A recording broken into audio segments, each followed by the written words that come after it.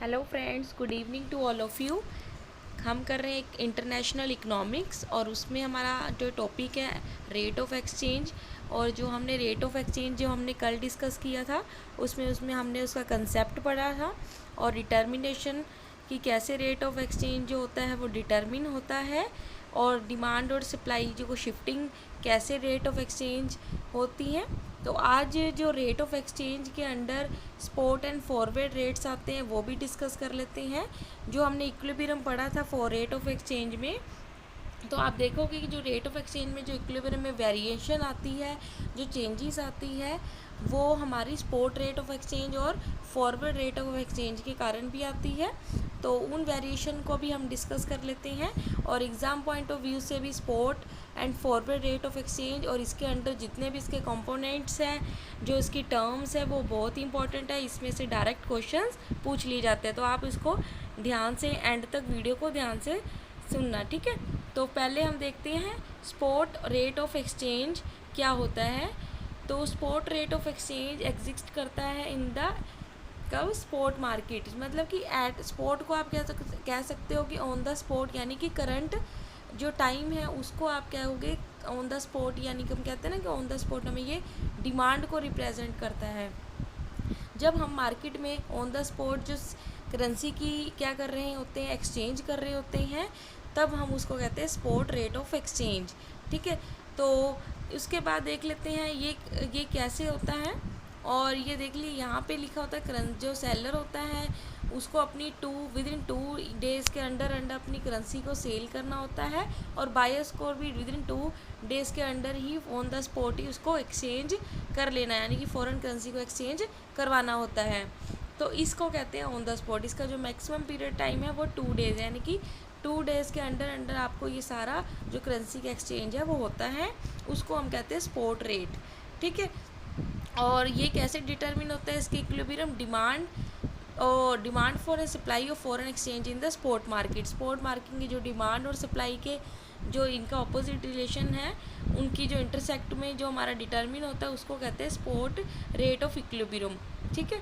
उसके बाद आ जाता है forward rate of exchange. Forward rate of exchange आप फॉरवर्ड से याद रख लो कि जो डेट आपने आगे, ठीक है, जो रेट हमने आगे के लिए करेंसी के लिए एक्सचेंज के लिए पहले से ही कॉन्ट्रैक्ट कर चुके हैं। इसमें क्या होता है कि फ़ॉरेन जो करेंसी होती है उसका जो मार्केट में सेल जो ट्रांजैक्शन होता है, सेल एंड परचेज़ का, वो एक कॉन्ट्रैक्ट के थ्रू होता है, और जो कॉन्ट्रैक्ट होता है वो मैक्सिमम 3 मंथ्स का होता है। इसमें हम करेंसी को मैक्सिमम 3 मंथ्स के अंडर एक्सचेंज कर सकते हैं।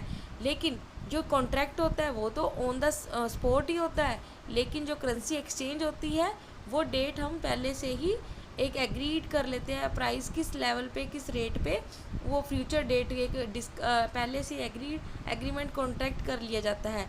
तो वो होता है हमारा फॉरवर्ड एक्सचेंज रेट, ठीक है। तो स्पॉट में तो उसी टाइम जब आपकी करेंसी को डिमांड आई उसी टाइम आपको सप्लाई करनी है विद इन 2 डेज़ में, ठीक है। लेकिन फॉरवर्ड रेट में आप क्या कर रहे हो, जो कॉन्ट्रैक्ट है वो तो आप करंट पीरियड में कर रहे हो, और जो एक्सचेंज आप करोगे वो एक फ्यूचर डेट जो डिस्कस दोनों पार्टीज़ में एग्रीमेंट होगा उसके अकॉर्डिंग हो जाती है, ठीक है। और अब देख लेते हैं ये जो फॉरवर्ड एक्सचेंज स्पॉट है ये हम क्यों करते हैं, इसके क्या रीजंस है, जो इसकी टर्म्स है, इससे जो रिलिंकिंग जो कंसेप्ट रिलेटेड है वो हम समझ लेते हैं। जैसे कि interest arbitrage, hedging, speculation, swap operation, ये 4 जो इम्पोर्टेंट है हमारे लिए, ठीक है। तो ये हमारे लिए बहुत इंपॉर्टेंट है और एग्ज़ाम पॉइंट ऑफ व्यू से भी बहुत इंपॉर्टेंट है, इसमें से क्वेश्चंस पूछ लिए जाते हैं। जैसे कि इंटरेस्ट आर्बिट्रेज, तो इंटरेस्ट आर्बिट्रेज का क्या मतलब होता है, तो रिलेशन जो हमारा इसका जो रेट स्पॉट और फॉरवर्ड रेट्स का है, इसको हम इंटरेस्ट आर्बिट्रेज को एक एग्जांपल से समझते हैं। जैसे कि मान लीजिए करंट जो स्पॉट एक्सचेंज रेट है वो 50 रुपीज़ फॉर $1, $1 के लिए हमारा जो स्पॉट एक्सचेंज रेट है वो कितना है 50 रुपीज़, ठीक है। और यही सेम रेट मान लीजिए पहले तो क्या है, न्यूयॉर्क और मुंबई में ये दोनों का एक्सचेंज रेट सेम है, और इन केस अगर क्या हो जाता है रेट ऑफ एक्सचेंज न्यूयॉर्क में तो कांस्टेंट वही रहता है और जो मुंबई में है वो 54 हो जाता है। $1 पे मुंबई में 54 रुपीज़ मिलेंगे और वहीं न्यूयॉर्क में $1 के 50 रुपीज़ मिलेंगे। तो हम क्या करते हैं, हम न्यूयॉर्क से अपनी करेंसी को ख़रीद लेते हैं और मुंबई में उसको सेल कर देते हैं। जो 4 रुपीज़ का एडवांटेज आता है, ठीक है, तो 4 रुपीज़ का जो एडवांटेज आ रहा है पर US डॉलर में, वो हमें एडवांटेज आर्बिट्रेज जो होते हैं वो अपने एक इनकम अर्न कर लेते हैं। अब इसके अंडर एक प्रीमियम और डिस्काउंट होता है। जब तो आप ध्यान रखना कि आपको क्या कर रहे हो, US $1 को जब आप क्या कर रहे हो, ठीक है, $1 को अगर आप इंक्रीज़ कर रहे हो, मान लो 50 से आपका 54 यानी कि 4, जहाँ पे प्लस हो रहा है वो तो आपका क्या हो जाएगा, प्रीमियम। ठीक है, इस पीरियड जो बीच का जो टाइम पीरियड होता है कि सेल कर रहे हो और बेच रहे हो, तो इसको क्या कहते हो आप, प्रीमियम। ठीक है, और दूसरी तरफ, और ये तब होता है जब हमारा फॉरवर्ड, आप देखोगे जो हमारा अभी करंट तो 50 रुपीज़ है और आने वाले टाइम में 52 हो गया, तो ये तो जो फ्यूचर डेट है वो तो फॉरवर्ड रेट तो हमारा कितना है, 52 रुपीज़ है, और करंट जो स्पॉट रेट है वो हमारा 50 है। तो अब ये जो इन दोनों के बीच का जो गैप होता है उसको हम क्या कहते हैं, प्रीमियम ऑन डॉलर।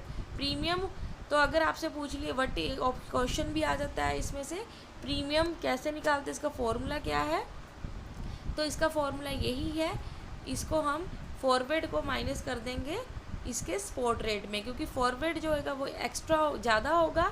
ठीक है, और इसीलिए हम बड़े वाले में से छोटे को माइनस कर देंगे, तो ये हमारा प्रीमियम आएगा।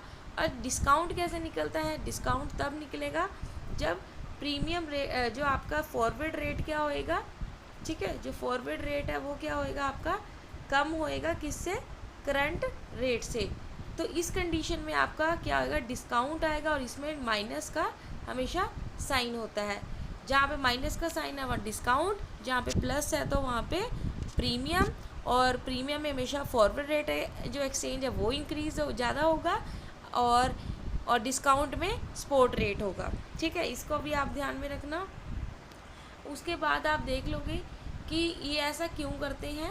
इंटरेस्ट जो ये हमारा डिपेंड किस पे करता है, इंटरेस्ट रेट पे करता है। ठीक है, फॉरवर्ड और एक्सचेंज रेट जो होता है वो डिफरेंट कंट्रीज़ में डिफरेंट होता है। ठीक है, तो मान लीजिए कि आपका जो ये इंटरेस्ट रेट है कि न्यूयॉर्क और मुंबई में जो करंट रेट है वो 2 और 5, यानी कि न्यूयॉर्क में तो 2% करेंसी पे इंटरेस्ट मिल रहा है, और वहीं दूसरी तरफ मुंबई में 5% मिल रहा है उसी करेंसी पे। तो आप क्या करोगे, जहाँ से आपको जहाँ सबसे ज़्यादा इंटरेस्ट मिला है वहीं पे आप इन्वेस्टमेंट करते हो। जहाँ पे रेट ऑफ इंटरेस्ट ज़्यादा होगी तो आप इन्वेस्टमेंट अपनी करेंसी किस पे करोगे, मुंबई में करोगे। और ऐसा तब तक करते रहोगे जब तक कि दोनों मार्केट्स में जो करेंसी की स्टेबिलिटी है वो मेंटेन ना हो जाए। ठीक है, तो ये हमारा होता है इंटरेस्ट आर्बिट्रेज का कंसेप्ट, और इसका फॉर्मूला भी आप देख लीजिए। ये हमारा कैसे निकलता है, डिस्काउंट और प्रीमियम, ये हमारा निकलता है forward rate exchange minus spot rate, और नीचे आपने क्या लगाना है, स्पॉट रेट, और इनटू जितना भी आपको रेट ऑफ इंटरेस्ट दिया होगा इनटू 100 कर देना है कि आपको कितने रेट ऑफ एक्सचेंज, कितने परसेंटेज पे आपको कितना फॉरवर्ड एक्सचेंज पे वैल्यू मिलेगी, कितना। जैसे मान लीजिए फॉरवर्ड एक्सचेंज रेट के आपका 52 है। ठीक है, और उसी तरह आपका स्पॉट रेट है 50 और स्पॉट रेट 50, तो ये कितना, और इंटरेस्ट हमारा 4 × 100 है, तो ये कितना आ जाएगा, 2 अपॉन में 50 × 4 × 100। इसको 2 से कटिंग कर देंगे तो ऊपर कितना आ जाएगा, 2 to the 4, 4 4 the 16, यानी कि 16 जो परसेंट है आपको एडवांटेज मिल रहा है। ठीक है, करेंसी पे। तो ये हमारा इस तरह हमको कैलकुलेट करते हैं आर्बिट्रेज कि कैसे जहाँ पे करेंसी की वैल्यू ज़्यादा इंटरेस्ट रेट पे मिलती है वहाँ पे वो इन्वेस्टमेंट कर देते हैं। और डिस्काउंट क्या निकालते हैं, कैलकुलेट करते हैं जहाँ से उनको करेंसी सस्ती मिल रही होती है, क्योंकि उनको जहाँ डिस्काउंट ज़्यादा मिल रहा है वहाँ से तो करेंसी को परचेज़ कर लेंगे, और सेल वहाँ कर देंगे जहाँ पे उसको करेंसी का प्रीमियम ज़्यादा मिल रहा है, और हमेशा डिस्काउंट आपका निकलेगा माइनस में। फॉर्मूला दोनों में सेम है, बस इसकी जो वैल्यूज़ है उसमें थोड़ा ध्यान में आ जाता है, क्योंकि इसमें क्या होता है, फॉरवर्ड रेट आपका कम होता है और जो आपका स्पॉट रेट है वो ज़्यादा होता है। ठीक है, उसके बाद इसमें जो कंसेप्ट है, जैसे कि उसके बाद नेक्स्ट कंसेप्ट आ जाता है हेजिंग। हेजिंग क्या होता है, अनदर कंसेप्ट जो हमारा स्पॉट एंड फॉरवर्ड रेट से कनेक्टेड है, जो में अलग फैक्टर है, वो हमारा क्या है, हेजिंग। ठीक है, तो हेजिंग हमारा अदर फैक्टर है हमारा spot and forward rate of exchange का। इसमें क्या होता है, एक साइनिंग कॉन्ट्रैक्ट कर लिया जाता है डिलीवरी ऑफ गुड्स, ठीक है, inventory sum interval of time में। ठीक है, इसमें कॉन्ट्रैक्ट कर लिया जाता है कि आपने इस टाइम पीरियड में इतना, टू पार्टीज़ के बीच में कॉन्ट्रैक्ट कर लिया था कि जो टाइम पीरियड होगा उसमें आपने कितना स्टॉक डिलीवर करना है। करंट डेट में आप इसको क्या कर रहे हो, कॉन्ट्रैक्ट कर रहे हो, और डिलीवरी आपकी जो फॉरवर्ड जो एक्सचेंज जो डेट रखी होगी उसमें आपको कर दोगे। और ये इसलिए करते हैं क्योंकि डेप्रिसिएशन जब होता है करेंसी का, तो इसमें अपने जो फ्लक्चुएशन आती है रेट ऑफ एक्सचेंज में, इंटरेस्ट रेट में, और ये कब आती है, जब कोई जो कंट्री अपनी डेप्रिशिएट कर देती है पॉलिसी को, और इसकी वजह से क्या होता है, करेंसी की वैल्यू कम हो जाती है। इस रिस्क से बचने के लिए हम क्या करते हैं, पहले से ही कॉन्ट्रैक्ट यानी कि हेजिंग कर लेते हैं। ठीक है, और हेजिंग भी हमारा कुछ ऐसे नहीं है कि सारी स्टॉक के लिए, अगर ऐसे ही हम, फिर तो डेप्रिसिएशन की जो पॉलिसी है वो तो कभी सक्सेसफुल हो ही ना, अगर हम हेजिंग से करने लग जाएं अपना एक्सपोर्ट इंपोर्ट। क्योंकि डेप्रिसिएशन की पॉलिसी हम क्या करते हैं कि हमें एक्सपोर्ट को इंक्रीज़ करना है, इंपोर्ट को कम करना है। ठीक है, जो हमने करा था डिवैल्यूएशन डेप्रिसिएशन पीछे हमने, तो यही हमारा मेन पर्पस था उसके लिए कि हम डेप्रिसिएशन करते हैं।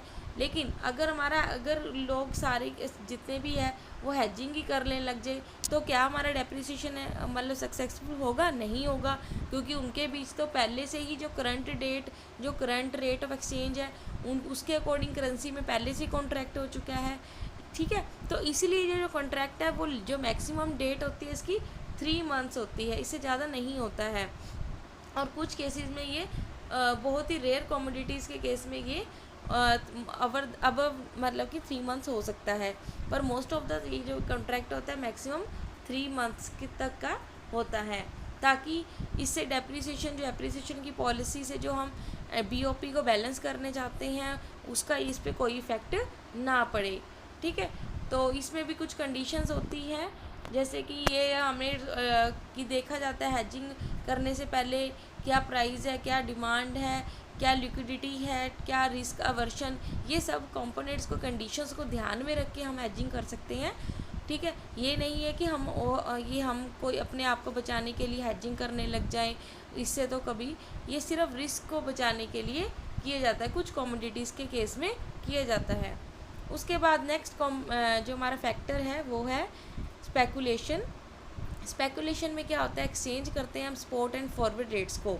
जैसे कि मान लीजिए जो स्पेकुलेटर्स होते हैं वो क्या करते हैं, जहाँ से उनको लगता है कि फ्यूचर में क्या होगा, हमारा स्पॉट रेट जो अभी है वो बढ़ेगा।